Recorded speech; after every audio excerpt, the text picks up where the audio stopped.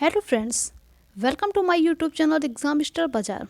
Friends, आज हमने इस वीडियो में हिस्ट्री के क्वेश्चंस को कवर किया है। टॉप 30 क्वेश्चंस, काफ़ी इंपॉर्टेंट क्वेश्चंस इसमें हमने लिए हैं।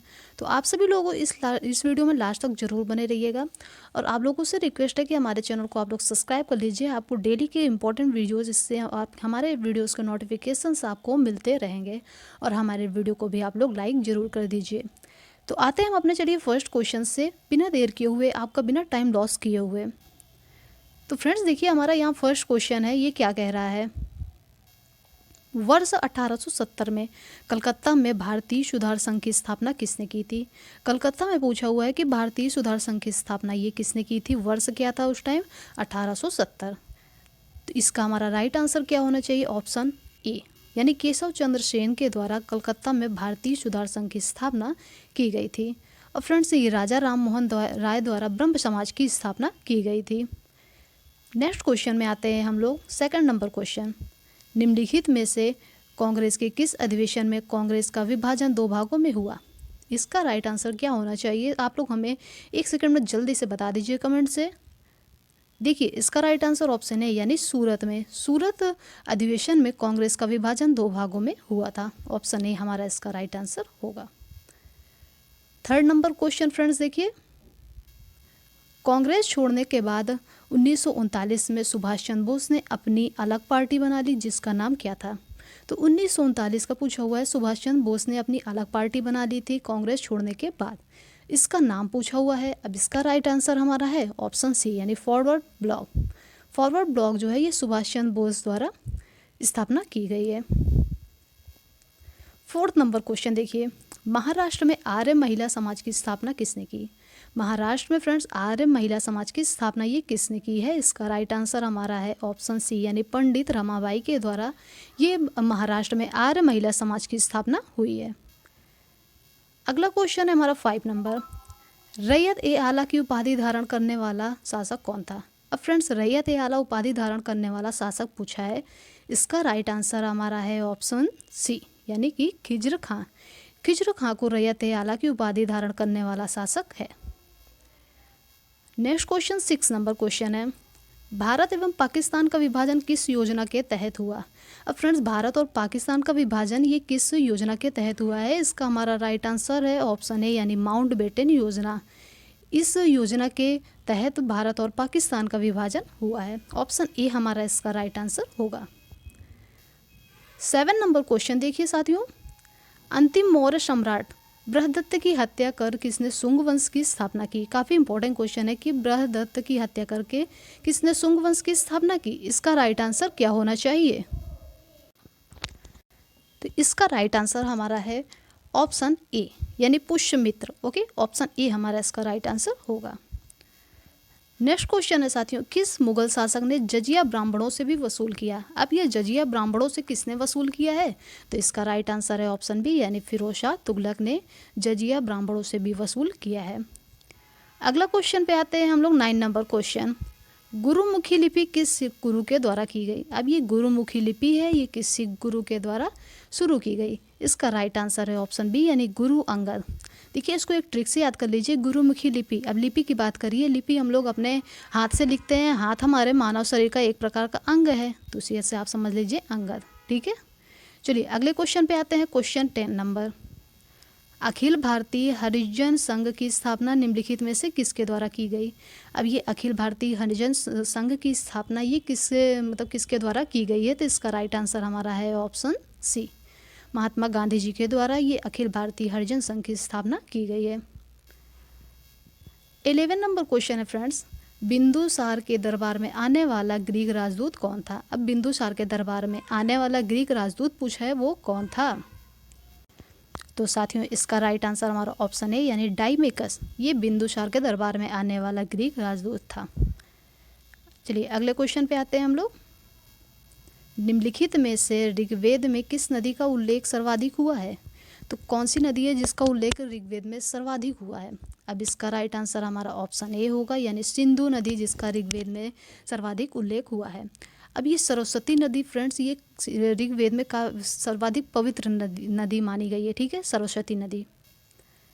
अगला क्वेश्चन है हमारा, लोसांग एक उत्सव है जो मनाया जाता है। ये लोसांग उत्सव कहाँ मनाया जाता है? इसका राइट आंसर होगा ऑप्शन ए यानी सिक्किम में। सिक्किम में ये लोसांग उत्सव मनाया जाता है। नेक्स्ट क्वेश्चन है 14 नंबर। तो इस क्वेश्चन में कहा है कि मुगल शासन व्यवस्था में प्रधान सेनापति को क्या कहा जाता है? तो मुगल शासन व्यवस्था में प्रधान सेनापति को पूछा है क्या कहा जाता है? तो इसका राइट आंसर कौन सा होना चाहिए? ऑप्शन ए यानी मीर बख्शी कहा जाता है। ऑप्शन ए हमारा इसका राइट आंसर है। 15 नंबर क्वेश्चन देखिए, इंडिया डिवाइडेड नामक पुस्तक के लेखक कौन है? फ्रेंड्स, इंडिया डिवाइडेड नामक पुस्तक के लेखक पूछा है कि कौन है? अब इसका राइट आंसर हमारा ऑप्शन बी यानी डॉक्टर राजेंद्र प्रसाद, ये इंडिया डिवाइडेड नामक पुस्तक के लेखक हैं। 16 नंबर क्वेश्चन पे आते हैं हम लोग। वह कौन सा स्थान है जहाँ पर कभी बारिश नहीं होती? काफ़ी अलग सा क्वेश्चन है कि वह कौन सा स्थान है जहाँ पर कभी बारिश नहीं होती।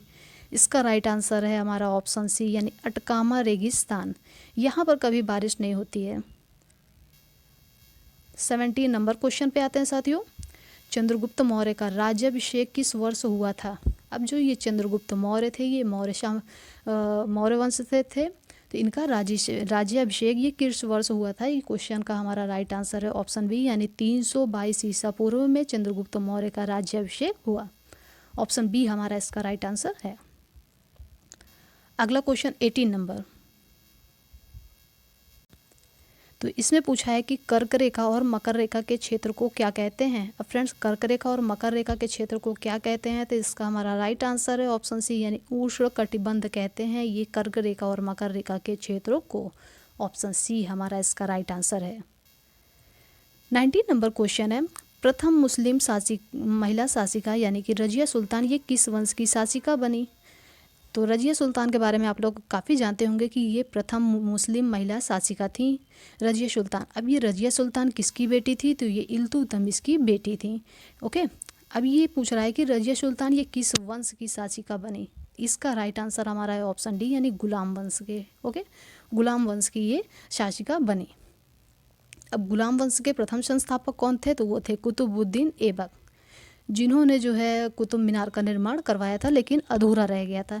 इल्तुतमिश ने उसकी तीसरी और चौथी मंजिल करवाई थी। फिर लास्ट किसने कराया था ये आप हमें कमेंट करके बताइए। ओके, चलिए अगला क्वेश्चन है 20 नंबर क्वेश्चन है हमारा। कौन सा बंदरगाह भारतीय सामुद्रिक व्यापार का पूर्वी द्वार कहलाता है? तो इसका राइट आंसर हमारा ऑप्शन बी है यानी कोलकाता बंदरगाह ये भारतीय सामुद्रिक व्यापार का पूर्वी द्वार कहलाता है। ऑप्शन बी हमारा इसका राइट आंसर है कोलकाता। नेक्स्ट क्वेश्चन है 21 नंबर क्वेश्चन, भारतीय संविधान के किस भाग में नगर पालिकाओं से संबंधित प्रावधान है? ये भी क्वेश्चन काफ़ी इंपॉर्टेंट है कि भारतीय संविधान के किस भाग में नगर पालिकाओं का से संबंधित प्रावधान है। अब इसका हमारा राइट आंसर कौन सा होना चाहिए? जल्दी जल्दी में बताइए फ्रेंड्स। इसका राइट आंसर ऑप्शन बी यानी भाग 9 का। इसमें जो है मतलब भाग 9 के काम में नगर पालिकाओं से संबंधित प्रावधान है। ऑप्शन बी हमारा इसका राइट आंसर होगा।